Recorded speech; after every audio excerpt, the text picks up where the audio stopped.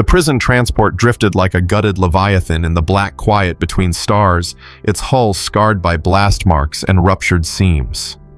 Inside, the air hung thick with emergency fumes and flickering red light, and in one of its crumpled detention wings, Kale Eris pressed her slender fingers against the flickering edge of the energy field that had once been her cell's barrier. Her pale skin shimmered faintly in the emergency strobe, white-blue and almost translucent veins dancing beneath like currents in alien ice. Her breath came slow, intentional, the rhythm of a mind trained to remain sharp even as her body withered. Days in Nyxora custody had drained her physically but not broken her. Not yet. Beneath the skin of her left forearm, the data still pulsed faintly, a map, a confession, and a death sentence, all in one. It was the evidence of Oren Malik's plan to sterilize 16 Valari-inhabited worlds under the guise of terraforming. It would mean extinction for her people, for her world. Another explosion thundered through the ship, rocking it from within, scattering broken steel and smoldering debris like metal rain. The power grid shuddered. Lights died, then rebirthed themselves in erratic pulses. The energy wall of her cell stuttered once, twice, then vanished. Silence. No footsteps. No guards. Just smoke sirens and the artificial voice of the ship AI advising evacuation protocols. She moved fast. Low gravity gave her grace, and her species' neural efficiency made every second count. Navigating the corridors like a current flowing through conduits, Kyle slipped into the mechanical arteries of the dying vessel, one thought guiding her escape or extinction. Then came the steps. Not security boots. Heavier, slower, deliberate, vibrating through the deck, plating with weight not designed for zero-edge environments. She melted into shadow, pressed herself against a wall ribbed with exposed circuitry, and waited. The footsteps stopped just around the bend. She tightened her jaw, braced for either confrontation or death. Then he appeared, humanoid in structure, but massive, a mountain of sinew in black tactical armor, scorched from recent combat. His head was shaved, features angular and brutal, a weapon carved in flesh. Thane Daver, though she did not know his name yet, looked like an apex predator released from the last Deathworld in the galaxy. A being evolved on a planet where survival meant dominance. A human, but not just a human, a Deathworlder. Her mind raced with xenobiological data half-remembered from restricted files. Species 87623, Homo sapiens sapiens. High muscle density. Reflex acceleration. Aggressive imprint neurology. Controlled chaos. He raised a weapon not at her, but above, eliminating the surveillance node watching her. Then he stepped forward, gloved hand outstretched. There was no compassion in his face, no softness in his body language, and yet something in the action was unmistakably humanitarian. He didn't say a word, didn't need to. His presence alone broadcast certainty. Move with me or die here. She hesitated, the calculation of 1,000 exit routes racing behind her eyes, none ending with her alive. She reached out. Their fingers touched her skin like glass, his like volcanic stone. He pulled her forward with practiced ease, and though her instincts screamed protest, her intellect recognized the control in his movement. He held power the way a blade holds promise, not recklessly, purposefully. They moved as one through flame, through breach, through collapsing decks and ruptured coolant lines. Her breath shortened. His remained constant. Guards appeared armed alert. He dispatched them with fluidity that mocked gravity. His body flowed rather than moved, a physics-defying stream of violence. One strike disarmed, another silenced. None lethal. Efficiency over brutality. She watched impossibly calm, her heart rattling in her chest like a trapped bird. He was impossible, implausible, and yet here he was, her rescuer, her mystery, her paradox. At the escape pod bay, a sealed bulkhead blocked their path. He moved toward the interface, but she stopped him with a whisper of fingers. She pressed her palm against the reader, slipped into the code with muscle memory and embedded neural shortcuts only Valari-born bioengineers could use. The door groaned open. He gave her a nod. Approval. Respect. They entered the last viable pod. It reeked of burnt insulation and ozone. The seat barely fit them both. Their bodies pressed too close. Her ribs flared with pain where the crash had bruised her. His scent, strange metallic clean, invaded her senses. He launched them without ceremony. Fire trailed behind. The ship behind them bloomed into a supernova of failed containment. She tried to steady herself to retreat behind logic and detachment, but the heat in the pod rose. Warning lights blinked, trajectory warped. Her breath hitched as they entered atmospheric descent toward the barren moon below. He wrapped his arm around her. She didn't flinch, not because she trusted him, but because somehow her body had already begun to adapt to the rhythm of his presence. Outside, the stars fell away. Inside, two enemies, two impossibilities became a singular equation without resolution. The escape pod struck the moon's surface like a meteor flung from the hands of forgotten gods, metal folding inward panels erupting into shrapnel as emergency stabilizers failed to compensate for the jagged descent. Smoke filled the cabin. Kale's consciousness ebbed at the edges, her mind caught between survival instincts and the sharp clarity of pain blooming along her side. When the blur resolved into sensation, she was flat on the floor, ribs burning, and he was already moving, gathering supplies, calculating exits, scanning for threats. Her first attempt to sit up failed, and though he didn't speak, his presence returned to her like gravity. The pressure of his proximity reset her center of balance. Every motion he made was deliberate, trained, efficient, yet restrained, never drawing attention to its own strength. Her species had evolved for intelligence at the expense of resilience. His was built by attrition and aggression, sculpted by a planet that offered no mercy. She pushed herself upright, swallowing the taste of blood in her mouth, and he adjusted the bindings around her torso without hesitation. His touch was firm, but never careless. She noticed then the latticework of scars on his exposed forearm wounds, both ancient and recent, healed without vanity. They were marks of function, not pride. Outside, the twin moons of the planet cast uneven light over the barren ridgeline, a fractured horizon of twisted stone and ash-hued sand. The atmosphere was thin but breathable. He handed her hydration without pause, and she drank despite her suspicion, despite the voice in her head cataloging every detail that made him unpredictable. She had been taught that humans were unstable, instinct-driven, governed by chaos. But this one moved with logic and unflinching resolve. When they left the pod, he lifted her as if she weighed nothing, carrying her through the alien terrain like a mission-bound machine of flesh. She told herself it was a matter of necessity, but her body betrayed her with its awareness of his temperature, the precise beat of his heart, the way his breathing maintained a rhythm against her ear that she found herself unconsciously matching. Hours passed. His endurance was mechanical. Her fragility was a burden she could not shed. But within that helplessness grew something unfamiliar. Not shame, not resentment, but the quiet thrum of reluctant trust. She had been alone, utterly alone, in her fight to expose the Nixora plan. Now there was someone who, for reasons she couldn't yet map, had shifted course to intercept her trajectory. The sounds of pursuit began low, a whine in the distance that their instincts both recognized before any sensors confirmed it. Atmospheric engines fast approach. They changed direction, climbing through the shadows of broken spires hiding in the creases of stone. He carried her like precious cargo, yet never with gentleness designed to condescend. She observed the flex of his shoulders beneath the armor, the way his eyes tracked motion even before it became threat, the instinctive way he shielded her from open sky when they moved through exposed terrain. He placed her behind stone, set up decoys, used terrain like a second skin. The pursuit passed drones, searching scanners, sweeping heat signatures distorted by his tech. He was more than just a soldier. He was built for this. Bred or forged, she could not tell which. As they paused beneath a low rock ledge, her breath caught, not from fear, but from the tension that settled in her chest with every shared second. He didn't look at her. He never tried to impress or explain himself, and yet every move he made offered proof of purpose. By the time they reached the hidden entrance carved into the side of the mountain, her body trembled, not from exhaustion, but from the quiet unraveling of her long-held certainty that all humans were monsters. He shifted her weight to one arm, opened the camouflaged panel, and entered a sequence that opened a door she hadn't even seen. Inside the shelter was small, utilitarian, surgical in its precision. A single cot, a medical station. A communications array. No decoration, no distractions.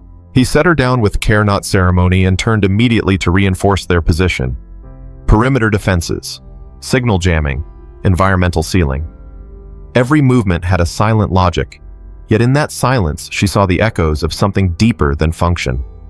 There was no pride in what he did, only duty, only momentum. But somewhere inside that relentless control, she sensed a fracture, a history unspoken.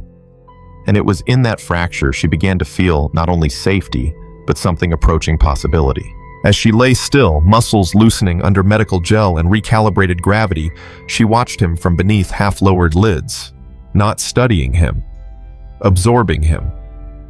She realized that his kind were not feared because they were brutal, but because they were capable of restraint even in brutality. He could have left her. He could have handed her over. He hadn't. And no amount of tactical advantage could fully explain that choice. There was something else. And so she watched him the way a scientist watches a phenomenon that defies equations. Not as an enemy, not yet as a savior, but as the anomaly that might change everything. The entrance to the lower caverns opened like the mouth of something ancient and breathing a wound carved into the bones of the moon, long before either of them had touched its surface. The path sloped downward through veins of crystalline rock, humming faintly with residual energy relics of an extinct civilization that had once buried its knowledge where only the desperate would dare to tread. It was here, beneath layers of forgotten stone, that the sanctuary revealed itself, a chamber lined with dormant machines, pulsing with unreadable glyphs, their lights responding to proximity, to biofields, to memory itself. Kale's body had begun to fail. Her limbs refused to obey fully. Her vision darkened at the edges, and yet her consciousness expanded. The pain that once gnawed at her ribs became indistinct, replaced by a strange awareness of rhythm and breath, of another being nearby, not just seen, but felt. Her neural system evolved for complexity and resilience. Under pressure began to spike irregularities. The proximity to the alien technology combined with the human's ambient field had triggered something deeper. She could not define it, but her instincts recognized the shift. He moved without hesitation toward the center of the chamber, where a pod lay dormant, half buried in dust, its surface etched in symbols older than her species. A single touch from his gloved hand, and the structure responded, unfolding like a flower, to reveal a biotechnological cradle, lined with coiling tendrils that shimmered with reactive gel. It was not a med pod. It was something far more ancient. A joining chamber.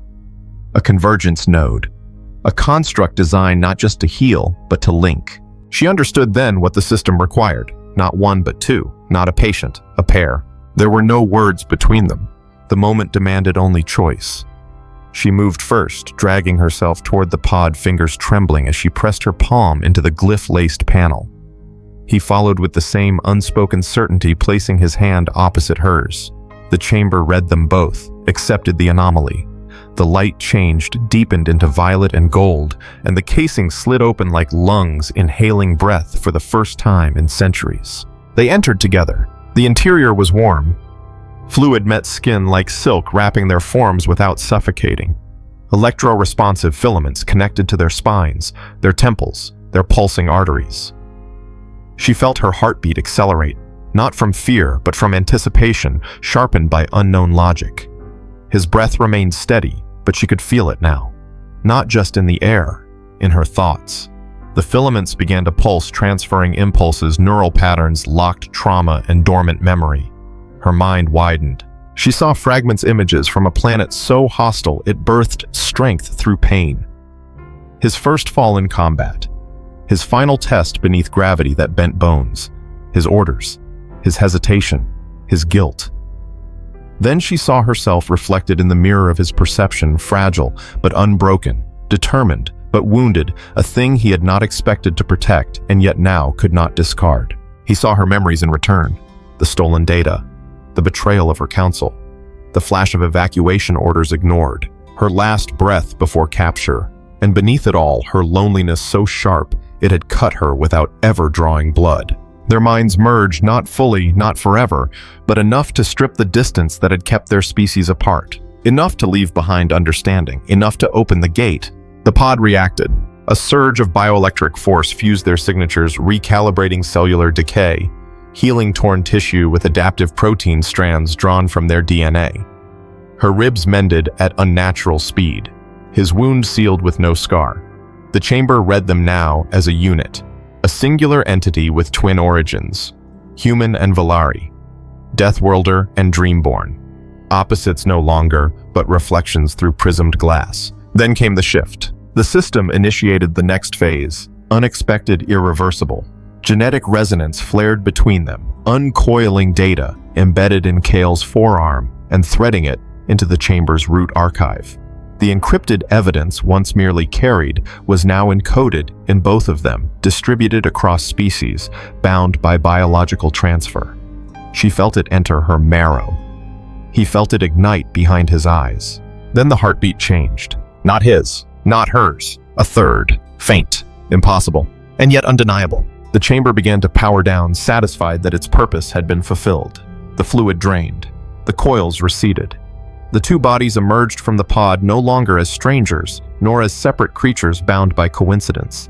They were now carriers of shared blood, of memory, of purpose.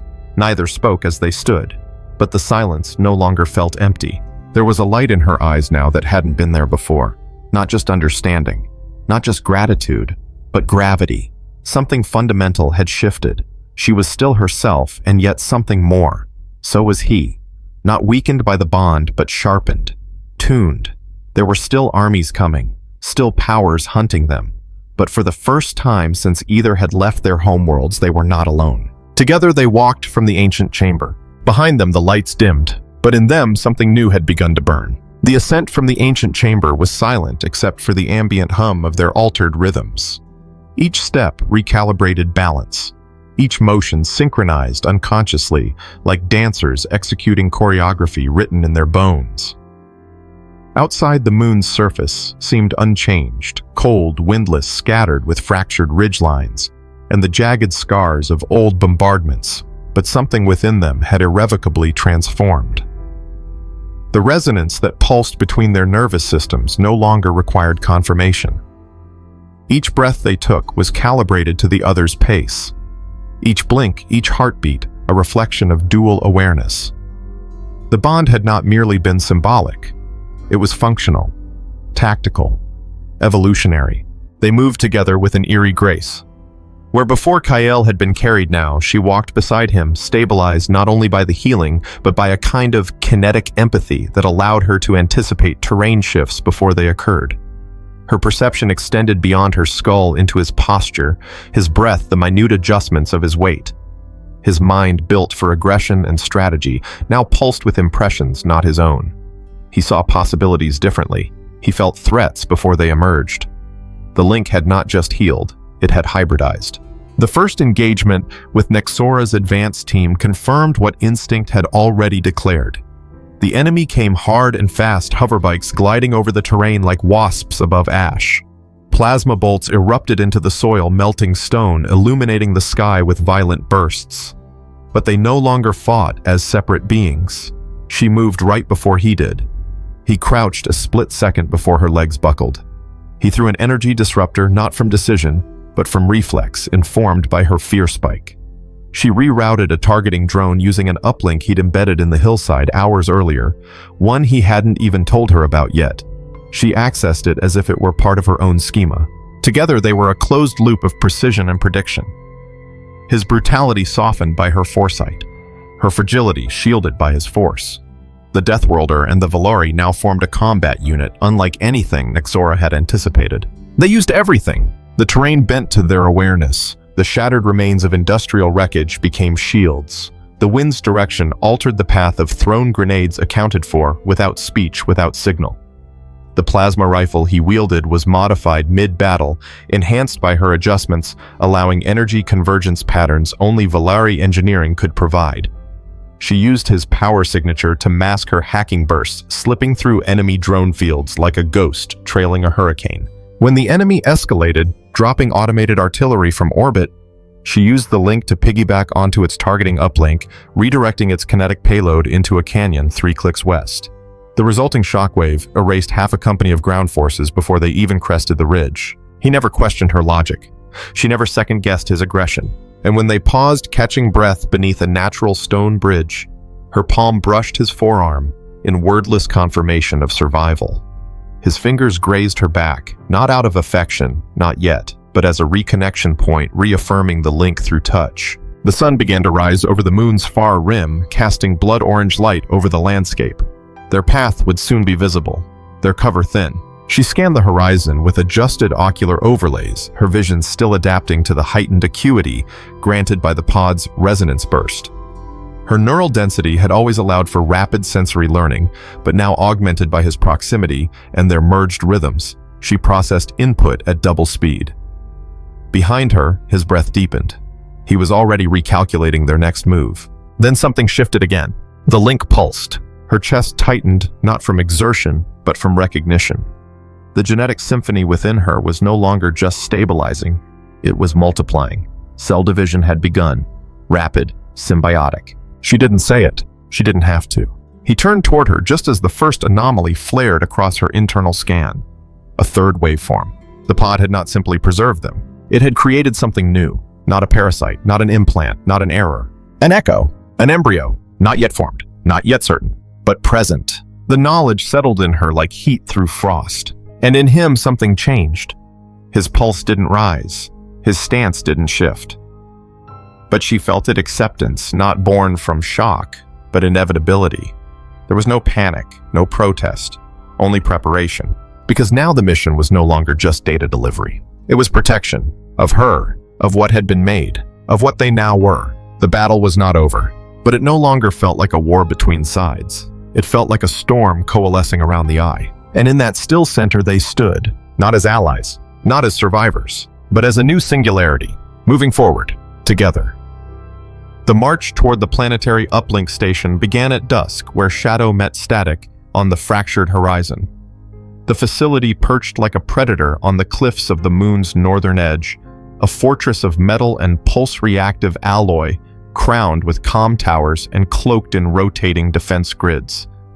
Within its core lay the key, a live feed junction to the Stellar Tribunal's central adjudication servers, the only link strong enough to bypass corporate interference and deliver the data they now carried, not just encoded in Kael's body, but also threaded into Thane's. Their movements remained perfectly synchronized.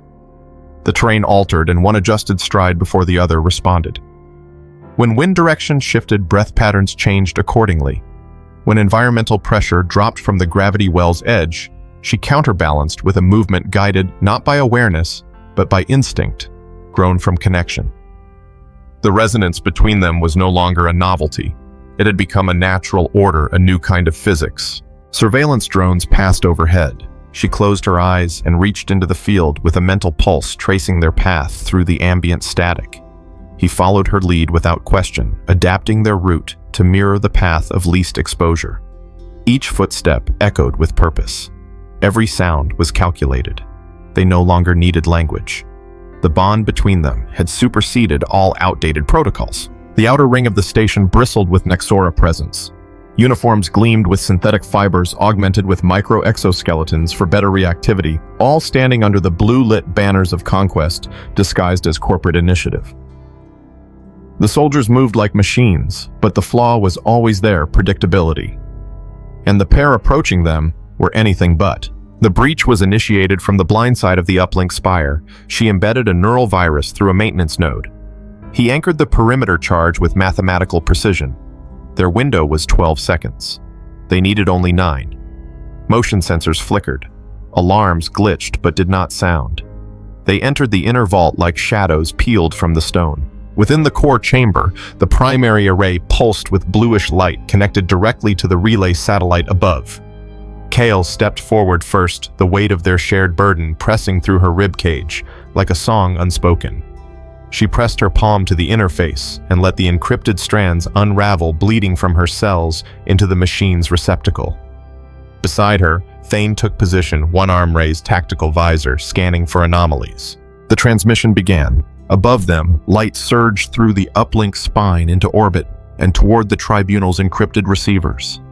The evidence they had risked everything to protect now flew across space, carrying proof of Nyxora's genocidal ambitions. The terraforming protocols, the species extinction models, the falsified economic projections, the military requisitions disguised as humanitarian support. Their heartbeats spiked together. It was done. But nothing ever ends that easily. The walls ruptured inward with focused precision. Not random breach, but planned strike. Oren Malik stepped into the chamber, surrounded by his elite guard, the silver thread of his uniform gleaming like a blade unsheathed. His presence chilled the room in ways the temperature could not account for. His gaze landed on Kale first, then on Thane, calculating, dissecting, amused. Yet beneath the arrogance pulsed something darker fear. They did not run. They did not explain. The evidence had already reached its destination, but Oren did not come to prevent that. He came to erase them. The first wave hit like a sonic hammer. Kinetic rounds, energy-scattered neural disruptors, and onslaught designed to suppress and disorient. But their bodies no longer moved by command, they moved by harmony. When Kyle dropped, he shifted to cover. When Thane twisted, she rerouted signal feedback to bend light. A lunge became a sweep. A block became a reversal. The chamber became their battlefield, one against many, yet not alone. Thane used his strength with surgical brutality, his strikes anchored in Kyle's predictive scans. She used her intelligence not from a distance, but as an extension of his aggression. He moved faster. She thought faster. Together, they rewrote the rules of survival. A hybrid response system no algorithm could anticipate. Human chaos fused with Valari logic. Deathworld instinct merged with biogenetic foresight. The guards fell. Not easily, but inevitably. Oren retreated toward the command dais, his calm fraying. He activated fail-safes, but the system no longer obeyed. Her genetic key had rewritten its permissions. His voice cracked, the silence distorted, furious, but their momentum was beyond reach. She moved toward him. Thane shadowed her. They did not attack. They did not need to. The uplink now carried truth. Billions of lives would be spared because of it. Oren's legacy was already undone. And in the quiet that followed, only the pulse of the uplink remained. She turned away. He followed her. And together, they left the chamber not as fugitives, but as the spark of something larger, something permanent. The stars had shifted by the time they reached the extraction ridge. Above them, the atmosphere trembled with the aftershocks of orbital disruption, each flicker in the sky, a marker of cascading change, rippling outward from a single act of transmission. Behind them, the Nyxora station flickered with the last embers of resistance. Ahead, an unmarked shuttle hovered in quiet patience, sent by the Solstice Pact, the alliance that had once been dismissed as scattered rebels and idealists. Now, with evidence in hand, with the signal received, they had become the vanguard of something new. Kale moved beside Thane without hesitation. Her steps were deliberate but no longer guarded. Within her body, the child grew, not yet formed, but no longer abstract. Her nervous system adapted daily to the hybridization. She felt her blood work differently, her thoughts travel deeper, her balance shift toward something not quite Valari, not quite human. The pod had altered her, yes, but it was not the only force of change. The man beside her, silent and brutal and impossibly constant, had become more than guardian, more than catalyst. He had become anchorage. The shuttle doors opened with a hiss of sterilized pressure. Inside, medtechs waited, but not with restraint fields or invasive scanners. Instead, there was reverence. They had seen the feed. They had witnessed the defense of the array. They had watched two enemies by species, by evolution, stand side by side and transform violence into truth. The medtech stepped back as Kyle entered. None questioned, none doubted. Thane entered behind her, still in his armor, still wearing the blood of enemies, still silent. But his hand grazed the small of her back, not dominance, not claim, but reassurance. That she was here. That he was too. The door sealed, the shuttle lifted. Below, the horizon shrank into haze. Later, they were brought before the council, what remained of the scattered leadership of 17 affected systems, now galvanized by the data they had received. The chamber was not ceremonial. It was strategic. Screens lined the walls, tactical displays updated in real time. Yet, as Kale stood at the center, the only sound was silence. Even the diplomats, Even the grizzled military strategists paused to hear her. She told them what the child meant, not just in biology, but in symbol, not just in genetics, but in potential. A being born of both resilience and brilliance. A life conceived in war, designed not by fate, but by action, by choice. Not a weapon, not a pawn, a bridge. The word carried weight. They did not vote. They did not debate. They simply stood. And in doing so acknowledged the bond, not only between Thane and Kale, but between all divided species who had let fear drive them apart for too long. News traveled faster than war. By the time the Solstice Pact made its way toward the Stellar Tribunal's central stations, the message had already taken root in the public consciousness. Protest turned to demand. Denial turned to reckoning. Nexora's board vanished in the span of 3 days. Oren Malik's fate was never confirmed. His system shut down without trace. But he no longer mattered. The future had already escaped his grasp. Months passed, then years. The child was born beneath artificial stars in an orbital cradle above a quiet moon. Kale named her not from Valari tradition, not from human custom, but from the root word in both languages that meant continuity. She had her mother's mind, her father's silence, and something else, something neither lineage alone could have carried. The ability to connect across boundaries, not just biological, but emotional, technological, even spatial. By the time she reached cognitive maturity, she could interface with machines without implants. She could sense disturbances in magnetic fields. She could calm fear with a look. The tribunal granted her no title. The pact gave her no rank. But when she spoke, star systems listened. Because her existence was a living rebuke to centuries of isolationism, to the dogma of difference. And when she stood between warships and asked for peace, none dared fire. Because in her eyes burned a fire, born from two worlds tempered in conflict and shaped by something more than evolution, something closer to love. Across the tapestry of stars and silence, one truth shimmered brighter than any weapon, any war, any ancient fear. The future is not built by those who conquer, but by those who connect. Kael Ares and Thane Davor began as opposites embodiments of conflict and contrast, yet forged a bond that unraveled genocide, rewrote fate, and birthed a child who redefined what it meant to belong. Through fractured systems, hostile moons, and battles fought with both fire and feeling, they became more than fugitives. They became legend. Their story is not just one of escape or resistance, but of transformation. How compassion overrules protocol, how shared breath and blood can realign the trajectory of galaxies, and how love, when born from adversity, becomes the most unstoppable force in the universe. This tale, whispered first between broken walls and broadcast later across empires, now belongs to all who dare to believe that evolution does not end with biology. It begins with choice. If this story resonated with you, if you felt the pulse of shared understanding, the weight of impossible love, and the light of futures reborn, consider leaving a comment below. Your voice adds fuel to the fire of storytelling, and your support helps this channel bring more long-form sci-fi sagas like this one to life.